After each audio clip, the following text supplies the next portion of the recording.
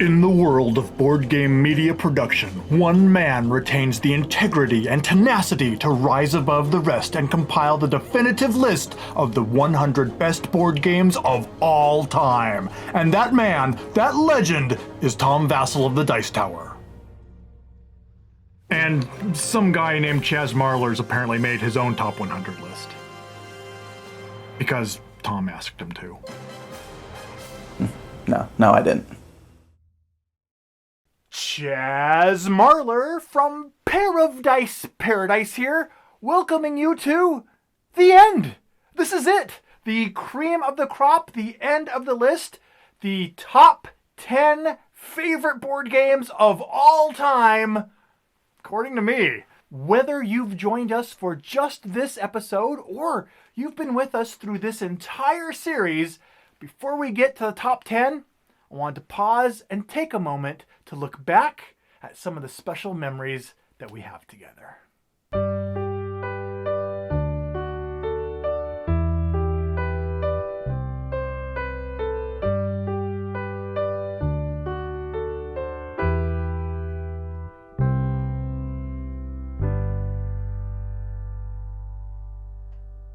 Wow. Well, now that we've taken some time to look back, let's look forward to the final top 10 with number 10. There's certain moments in your life that while you're experiencing them, you know that something special is going on, and as a result, your brain automatically kicks into record mode, and you can recall every second of that time. Such is the case of the summer of '86 when I was introduced to game number 10 on our list, Battletech. I spent a large chunk of the summer of '86 staying at my grandma's house, whose next door neighbor was one of my best friends, and he introduced me to many things actually, G.I. Joe, Weird Al Yankovic, and Battletech. I remember seeing this game for the first time and just drinking it in, even though it was just a paper mat, little cardboard standees for all of the mechs, and just photocopies of all the player sheets. But the combat system with its lookup tables and different weapons types and piloting skill checks and armor values and heat management and actuators and PPCs and LRMs and SRMs, Gauss cannons and machine guns and flamers was like no game I had ever seen before.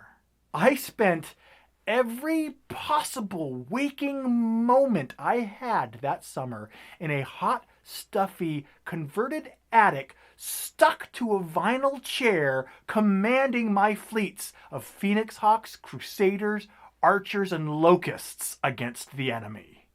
And when it did come time to get ripped away from that game so I could eat and bathe and sleep, I begged my grandma to take me down to the hobby shop so I could look for a copy of Battletech as well, which, of course, in her grandmotherly way, she did, where I discovered CityTech. CityTech was like an expansion to the Battletech base game, which introduced warfare in urban environments with different types of buildings and other installations. And I must have stumbled onto CityTech like within weeks after it was introduced. And so I became the expert on CityTech, and my friend became the expert on Battletech, and we spent the following days, weeks, months designing, building, and battling our own custom mechanized creations.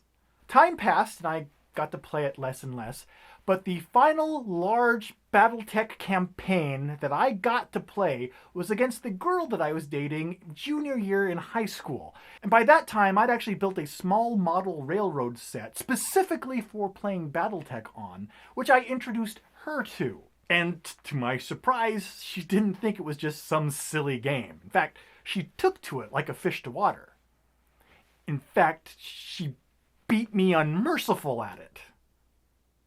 And that's one of the many reasons why I married her.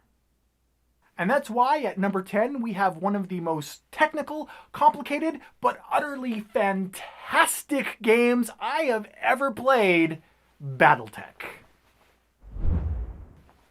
One of my very best friends growing up shares, if not even exceeds, my love of board and card games. So there I was, listening to my little phone headset, sweeping my front porch one day, when my friend called to tell me about this strange new game that he had heard about. And so I listened as I swept my porch. Sweep, sweep, sweep. And as I continued to sweep and listen, I was amazed by what he described. This game where you started with a small deck and built a larger deck, I was stunned. And after the phone conversation was over, I put down my broom, took off my phone, went back into my house, and forgot about everything he had just told me. Now, in a previous episode, I mentioned how Risk Legacy was the game that brought me and my best friend together after we drifted apart slowly over about a decade after high school. Well, between games of Risk Legacy, he also introduced me to his favorite game, Dominion. I couldn't help but think, oh my gosh, this is exactly like that game my friend was telling me about while I was sweeping my porch. Quick steady. And so, a mere 5 years after first hearing about it, I finally got a chance to play Dominion, and I could see why it was so popular. I can see why Dominion's deck-building innovations seeded this entire new genre of games. And I can even see why they're still releasing expansions for it, 2 expansions after they said that they were all done. They're not filthy, wretched liars. The game just inspires them. And so, based on both my enjoyment and appreciation for this game, Dominion is a clean sweep at spot number 9 on my list. Game number 8 on my list earns the distinction of being the game that has rocketed up the fastest and the farthest onto my list after first being introduced to me, and this is the game Imhotep. It's right here. Is it out of frame?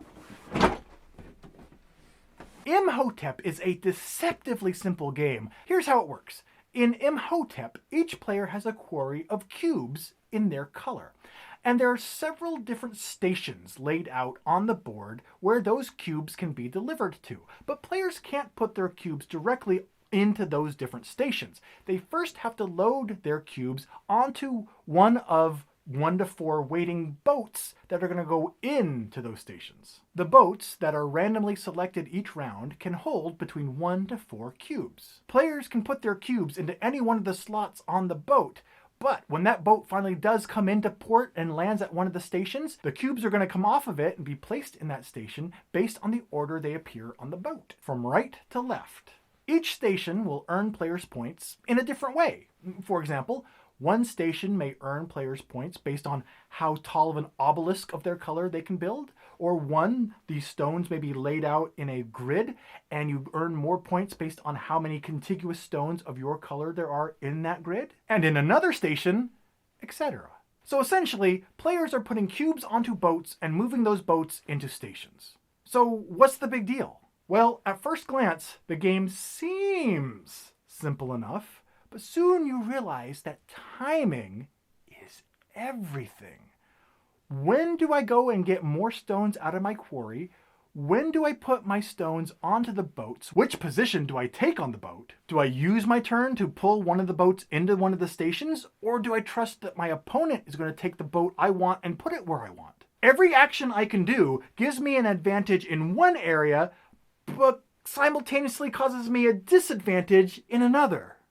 That, my friend, is what I believe they call the mummy's curse. Get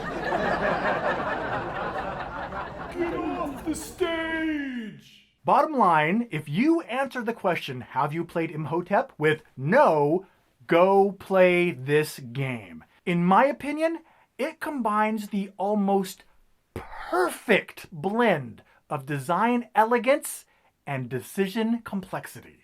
That's Imhotep, and it's nowhere near unraveling from the 8th position in my top games list. One of my favorite computer games of all time is Sim City. Oh, I remember playing that for hours and hours, building up a city and watching it burn. I remember one summer night that one of my best friends and I, the one who would eventually introduce me to Dominion, we stayed up until 3 or 4 in the morning building this monster metropolis in the version of SimCity for Nintendo. When we finally got the city to a point where it was stable and bringing in a modest profit, we realized that we were at a point where we could finally go to bed. So we turned off the television, left the Nintendo running, and went and finally got some sleep. When we awoke, we would be billionaires, able to build anything that our hearts desired in our town. After several hours of tossing and turning, barely able to sleep because of anticipation, we sprung out of our sleeping bags, ran back to the living room, and turned on the television and discovered that the game had crashed overnight. And we never played the Nintendo version of SimCity ever again. But time heals all wounds, and I would eventually pick up SimCity again in other formats, such as the computer game and the closest thing to the board game equivalent that I could find, Suburbia. When I play Suburbia, I get that same feeling that I would get playing SimCity, building residential and commercial and industrial districts. But Suburbia isn't number 7 on my list just out of nostalgia for SimCity.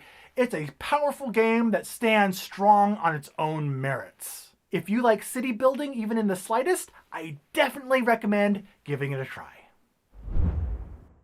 One of the recurring gags of this video series has been the fictional Top 100 Countdown Bylaws document, which establishes silly rules about how the countdown is supposed to be run, such as the rule that states that you can only have a game appear once in your countdown, which I pretended to break when I had Risk listed twice, both at number 100 for the original Risk, and later on as Risk Legacy. I was of course kidding when I claimed to have Risk appear twice, because it actually appears a third time at number 6.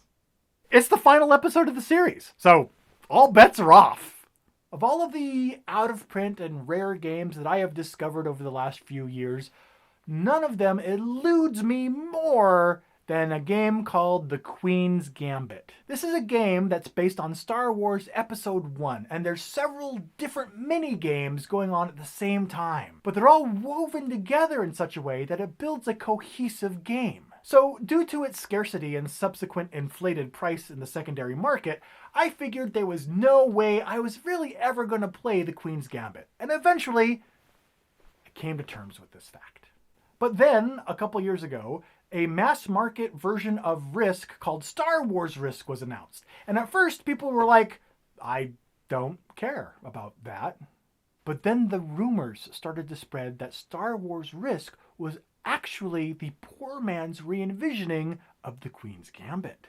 And people's ears started to perk up, and their curiosity was piqued. And the more they investigated, the more they discovered that the rumors were true. Star Wars Risk is, at its core, a streamlined reintroduction of the Queen's Gambit.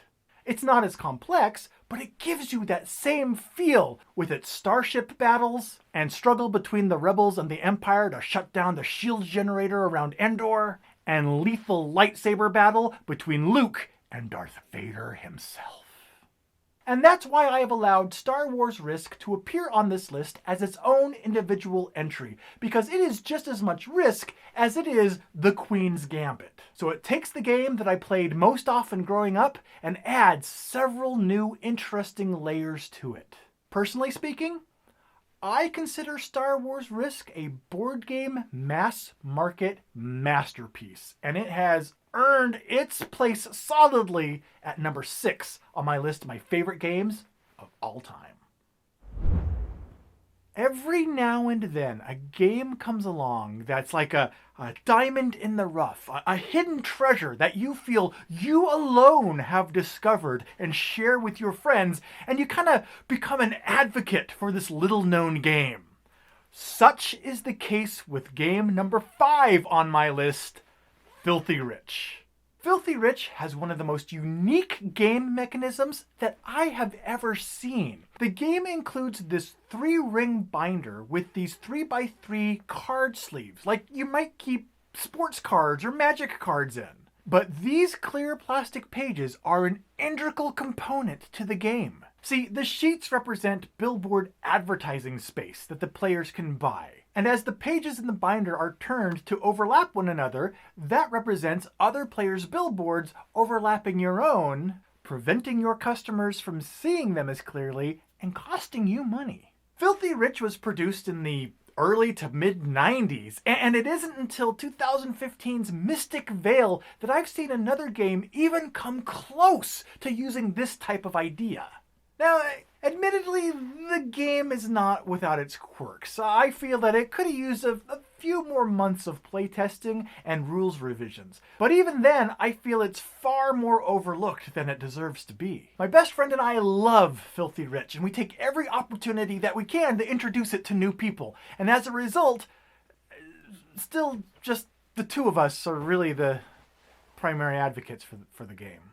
But even still, if you can track down a copy of this long-forgotten Richard Garfield game, grab it and try it, and let me know what you think, because I think it's worthy of being my 5th favorite game of all time.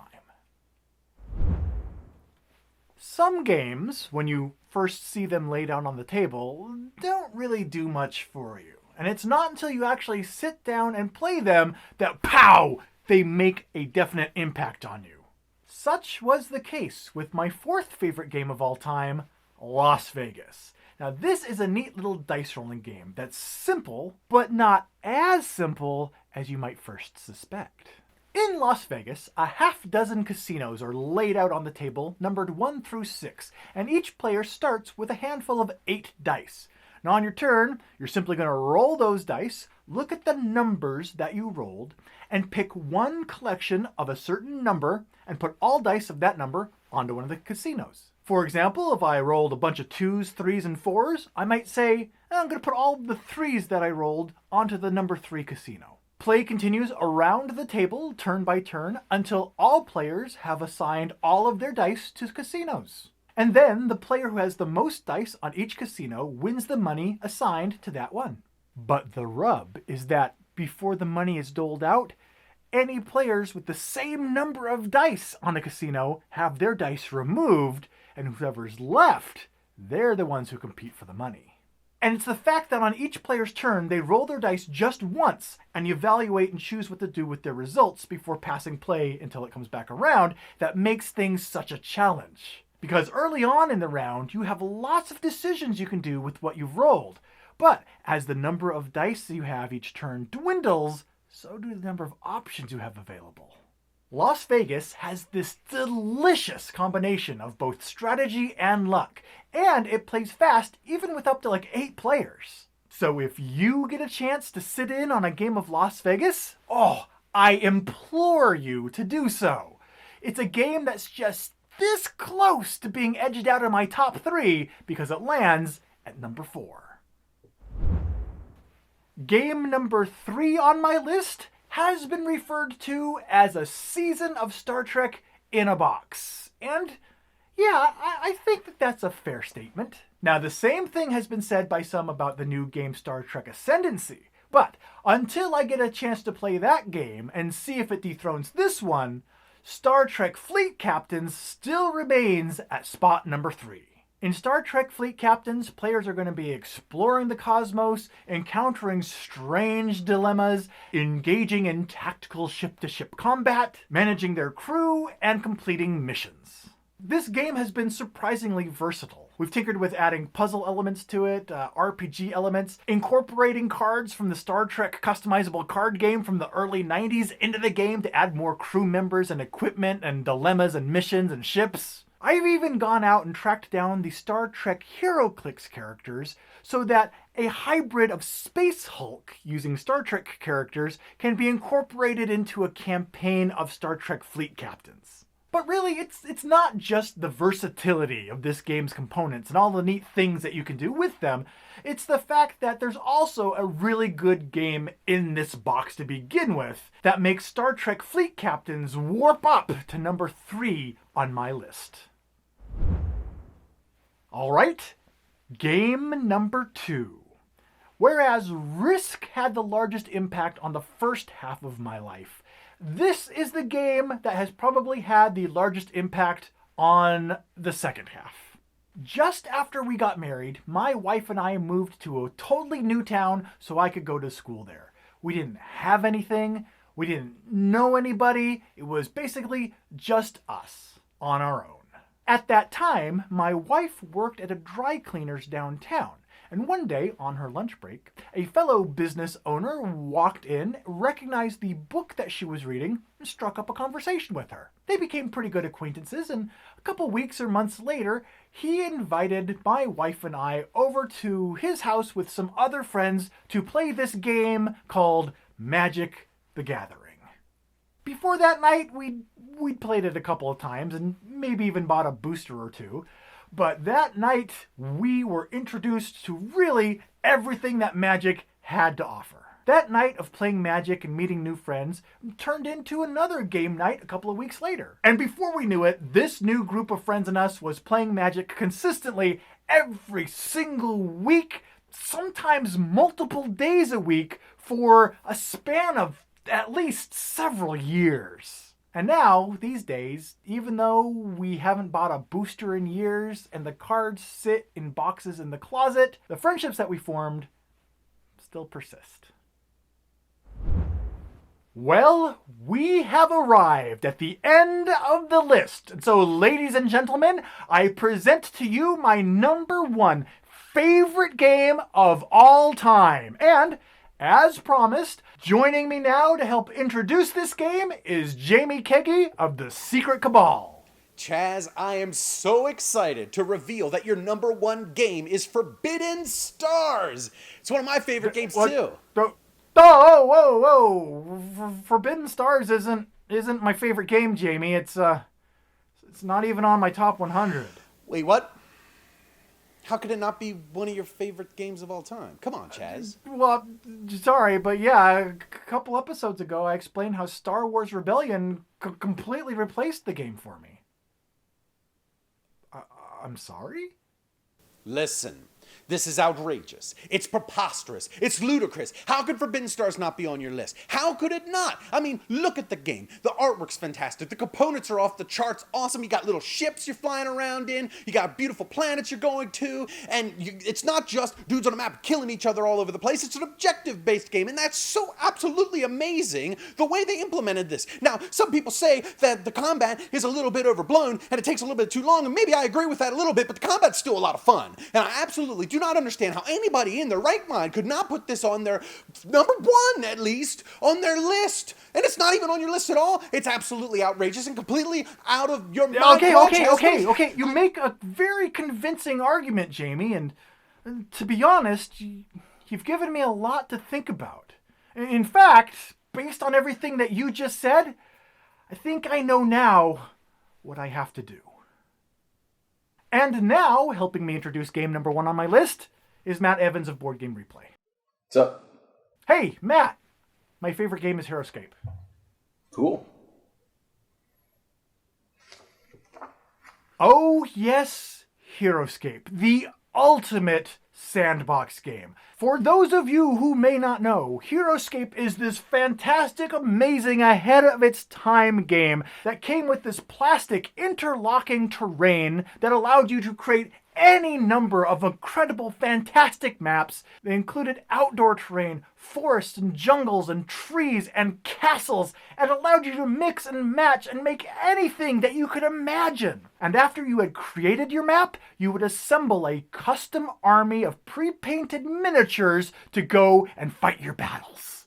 There's no limit to the number of things that you can do with HeroScape, and it's a great game on its own as well, which is demonstrated by the fact that there is still a HeroScape customization website called heroscapers.com, which is still alive and running, providing mods and homemade expansions for the whole online HeroScape community.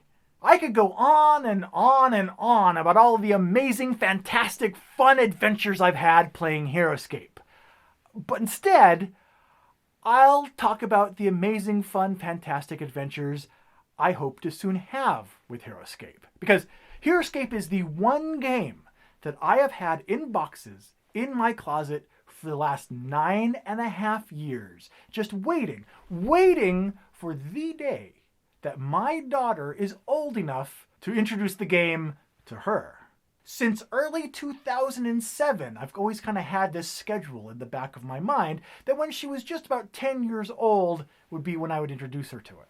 And I'm excited to say that the day that I established in my little mental calendar almost a decade ago is nearly here.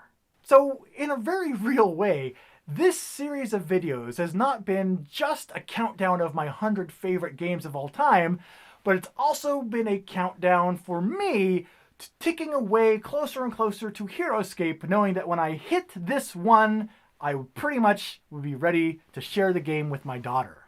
And guess what? We're at number 1, so the time is finally here.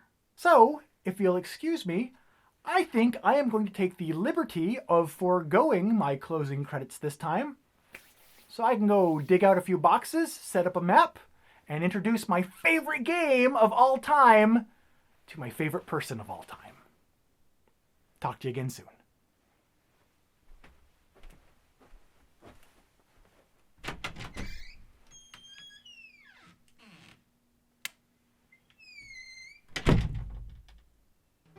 Thanks so much for watching the Dice Tower videos. Find more great videos and reviews as well as our top-rated audio podcast at Dicetower.com. You can also find other great shows at Dicetowernetwork.com.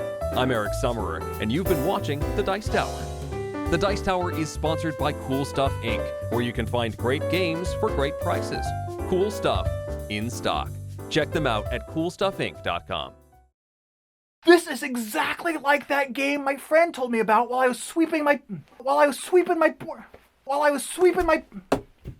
Dominion is a clean sweep that marks number 9 on my spot list. Ugh. Each player has a set of little cubes that represent their Egyptian cubes because of the whole massive impending addiction thing. And that's why to this day my friend and I have never gone into real estate. And then have them fight against each other. The same one from sweeping my porch all those many years ago.